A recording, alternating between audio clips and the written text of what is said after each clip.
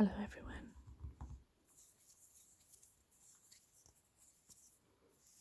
How are you? I hope you're doing really well. So tonight we are going to read another classic book from the Ladybird Easy Reading collection. And this time we are going to read Beauty and the Beast.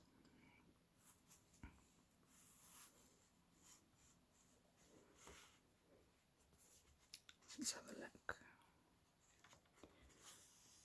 Now, this one was also published in 1968.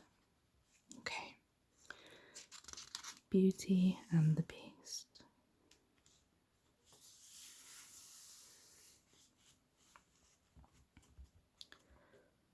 Once upon a time, in a town far away, there lived a rich merchant who had 3 pretty daughters. The youngest daughter was the prettiest of the 3, and she was called Beauty. She was as good and kind as she was lovely. Her elder sisters, although they too were pretty, were neither kind nor good. They were selfish and proud. One day, their father came home looking very grave. When his daughters asked him what the matter was, he replied, "Alas, I am no longer rich." I shouldn't laugh, that happened very suddenly. "I have lost my fortune. We must all leave this beautiful house and go live in a cottage in the country. Oh, how dreadful." I mean, it just looks horrendous, doesn't it? Who would want to live there? The elder sisters were very angry when they learned this news. "What shall we do with ourselves all day in the country?" they asked. Beauty said, "How nice it will be to live in the country among the woods and fields and flowers."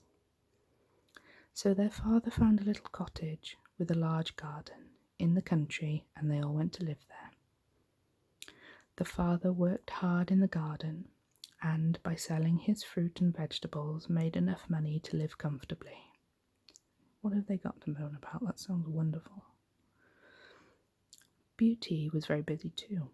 She was a good little cook, a good little housemaid, and a good little washerwoman. She did all the work of the house very happily.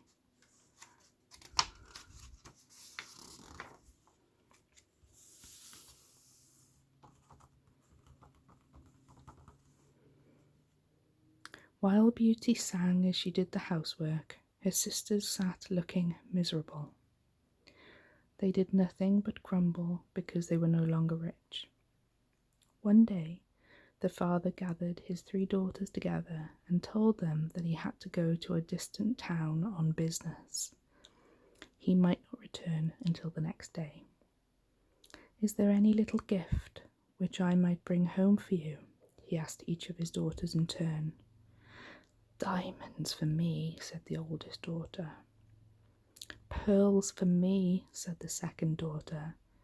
"Please, father, a bunch of white roses for me," said Beauty.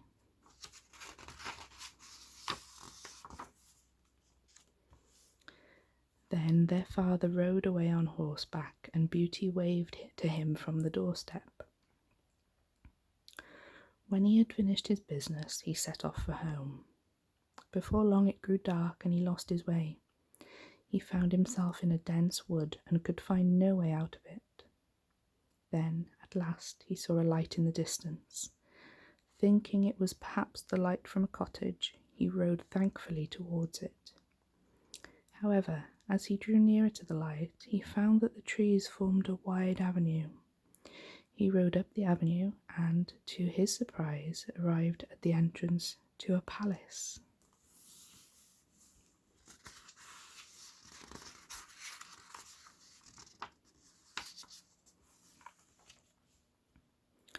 The door of the palace stood open, but there was no one in sight, so the merchant walked in. He walked into a room on the right of the hall where a fire blazed in the hearth. There he found a table set with supper for one. The merchant was hungry and decided that he would first take his horse to the stable. That makes no sense.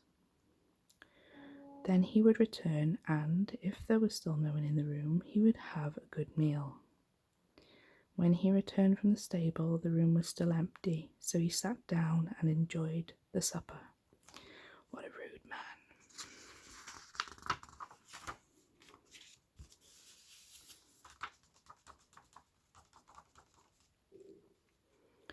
After supper, Beauty's father felt sleepy, and, crossing the hall, he found a bedroom all ready for use.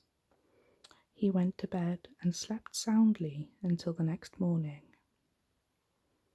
When he awoke, his own clothes were nowhere to be seen, but a new embroidered suit lay on the chair in their place. He dressed himself in the new clothes, and they fitted as though they had been made for him. He then went to the room where he had eaten supper. There was still no one in sight, but a fine breakfast was laid ready on the table. After enjoying his breakfast, he set off for the stables to see to his horse. He's very assuming, this man, isn't he?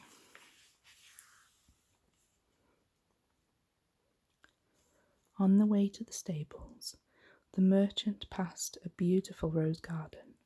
The sight of a white rose bush reminded him of Beauty's wish, and he left the path to gather a bunch of the roses. He had only picked one rose when he heard a terrible sound behind him. Turning round, he saw a big beast. The big beast said in a big voice, "You ungrateful man, whose bed did you sleep in? Whose food have you eaten?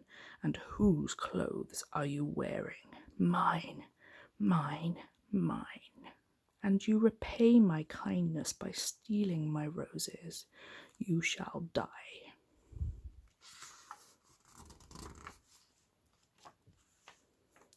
The big beast looked so fierce that the poor man was terrified. He fell on his knees. "Please do not kill me," he begged. "You stole my roses and you must die," repeated the beast. "Can nothing save me?" asked the poor merchant in despair. "Your life will be spared on one condition," replied the beast.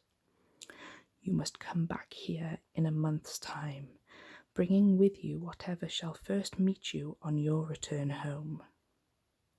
Beauty's father could do no other than agree to this.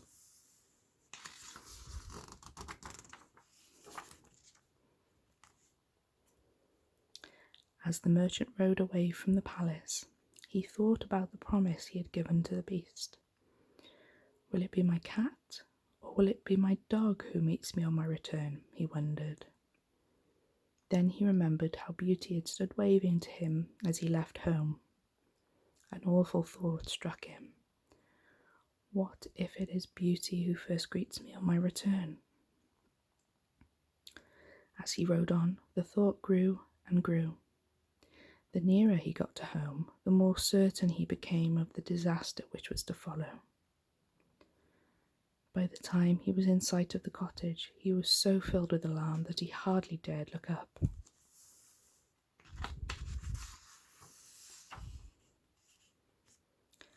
Meanwhile, Beauty waited at the window of her room, watching for her dear father to return. When she saw a figure on horseback appear in the distance, she ran out of the cottage. Then she skipped gaily down the garden path and out onto the road. Yes, it was her dear father returning home, but Beauty could not think what was wrong with him. He looked so tired and sad. "Father dear, are you ill?" she asked as she ran up to him. "No, my dear, I am quite well," he replied. "Then are you not glad to see me?" went on Beauty. "Glad? Oh, my little Beauty, my little Beauty," was all the poor merchant could cry.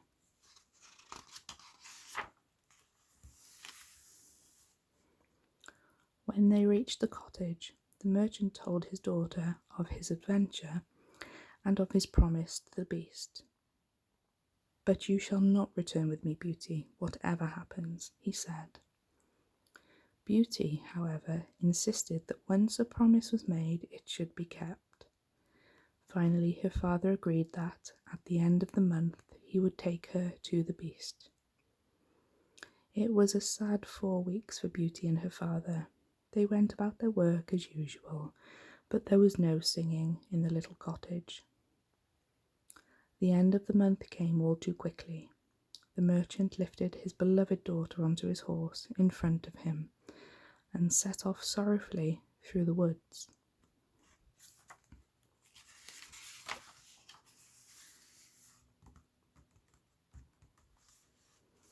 Towards nightfall, Beauty and her father arrived at the palace in the wood. As before, no one was to be seen. Her father lifted Beauty from his horse and led her into the room where he had eaten supper and breakfast on his last visit. This time, a dainty supper for 2 was laid out on the table. Yet, although they had not eaten all day, neither Beauty nor her father had any appetite for the meal. As they sat at the table, a terrible sound was heard at the door. The merchant knew, and Beauty guessed what it meant. Yes, it was the beast. In he walked and went straight up to Beauty.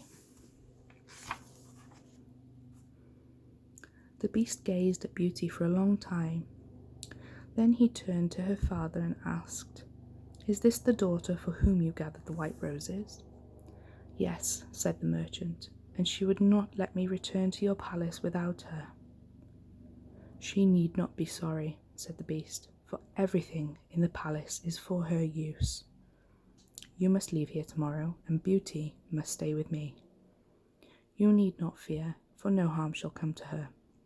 Her room is ready now. Good night." When Beauty reached her room, she found it more beautiful than any she had ever seen. Quite tired out, she was soon fast asleep.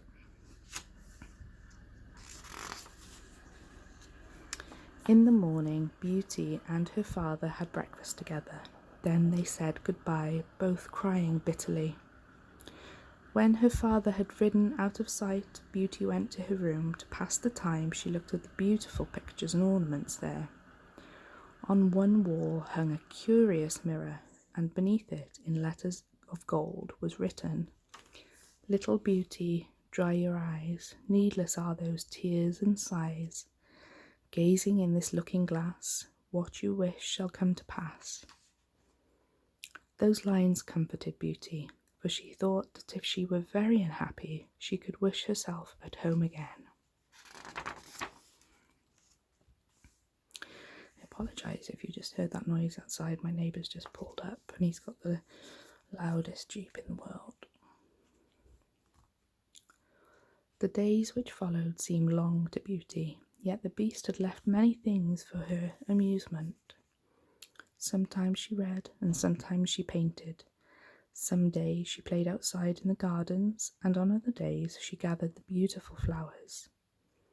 Each evening at supper time, the same sound was heard at the door, and a big voice asked, "May I come in?" And each evening Beauty, trembling, answered, "Yes, beast." Then Beauty and the beast talked together. Although the beast's big body and voice terrified Beauty, all his words were so kind that she soon grew less and less afraid of him. "Am I very ugly, Beauty?" the beast asked one evening. "Yes, beast." "And very stupid?" "No, not stupid, beast."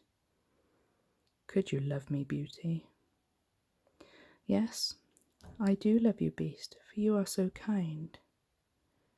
"Then will you marry me, Beauty?" "Oh, no, no, beast." The beast seemed so unhappy that Beauty felt very miserable. He had become her best friend, and she could not bear to make him sad. "But I could not marry a beast," she said to herself.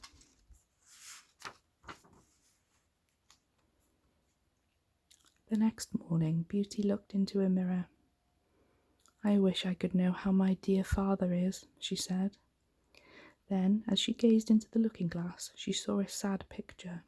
Her father lay ill in bed, and no one was looking after him. Beauty cried all day to think of his pain and his loneliness. When the Beast paid his usual visit in the evening, he saw how sad Beauty looked. "What is the matter, Beauty?" he asked. She told him why she was so unhappy, and she begged him to let her go home. "It will break my heart if you go, Beauty," said the Beast.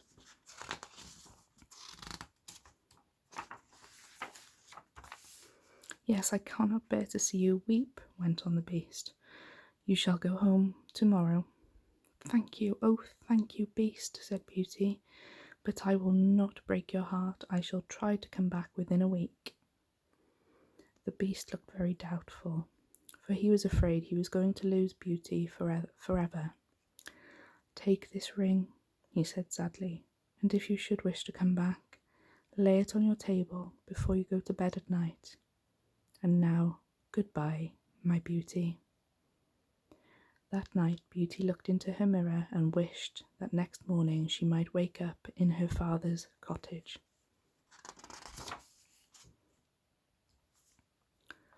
Beauty's wish came true, for next morning she found herself at home again. From the very moment he saw her, Beauty's father began to get better. Beauty was a good nurse, and she took great care of him. She was so busy that she could hardly believe it when she found that a week had passed. But although her father was much improved, Beauty did not feel that he was yet well enough to be left with her unkind sisters. "I shall stay for 1 more week," said Beauty, and her father smiled happily at this news. However, only a day or 2 had passed when Beauty had a dream. She dreamt that the Beast was lying on the grass near the white rose bush in the palace garden. He was saying, "Oh, Beauty, Beauty, you said you would come back. I shall die without you." The dream wakened Beauty, and she could not bear to think of the poor Beast. She jumped out of bed and laid the magic ring on her table. Then she fell asleep again. When she woke in the morning, she was in her own room in the Beast's palace. Beauty knew that the Beast never came to see her until the evening, and yet the day seemed as if it would never end. At last supper time came, and the Beast did not arrive. Then the clock struck 9, and still the Beast did not come. Poor Beauty felt miserable. At last a sudden thought struck her. What if her dream was true? What if the Beast was lying on the grass near the white rose bush? Beauty ran out into the darkness of the palace garden and made her way towards the white rose bush. There, lying on the wet grass beneath the rose bush, she found the Beast. At first, Beauty feared that he was dead. She knelt down beside him on the grass and put her hand on his head.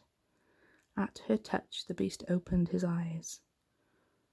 "I cannot live without you, Beauty," he whispered, "so I am starving myself to death. Now that I have seen your face again, I shall die content." Well, that was a bit dramatic, wasn't it? "Oh, dear Beast, I cannot bear it if you die," said Beauty. "Please live and I will marry you. I love you, I really do. You have such a kind heart."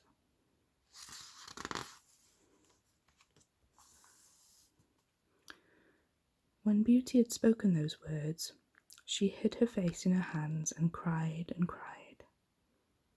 When she looked up, the Beast was gone, and a handsome prince stood by her side. He thanked her for freeing him. "What do you mean?" asked Beauty, surprised. "Oh, I want my Beast, my dear Beast, and nobody else." Then the prince explained.